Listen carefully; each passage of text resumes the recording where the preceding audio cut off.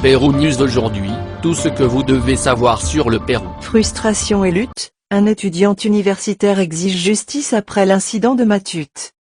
Dans un épisode sans précédent dans l'histoire du football péruvien, le stade Alejandro Villanueva, plus connu sous le nom de Matute, a connu des moments de tension et de polémique après la défaite de l'Alianza Lima contre l'Universitario en finale de la Liga 1 Betson 2023.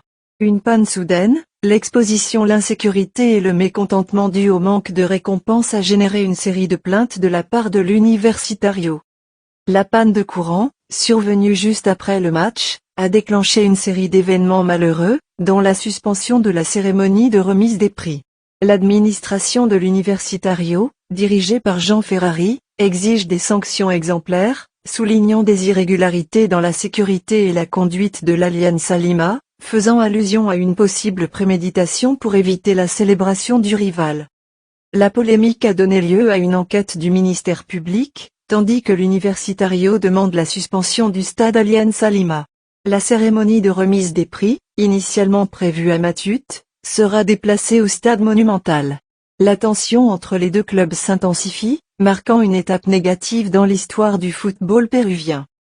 Cet incident laisse une leçon claire: la rivalité sportive ne doit pas prévaloir sur la sécurité et l'esprit sportif.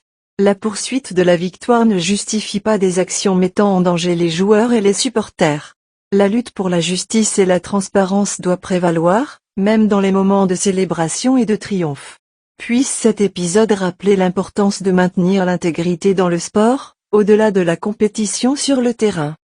Abonnez-vous et suivez-nous sur nos réseaux sociaux, Facebook, YouTube, Instagram et TikTok. Pérou News aujourd'hui, suivez-nous sur Facebook et Instagram.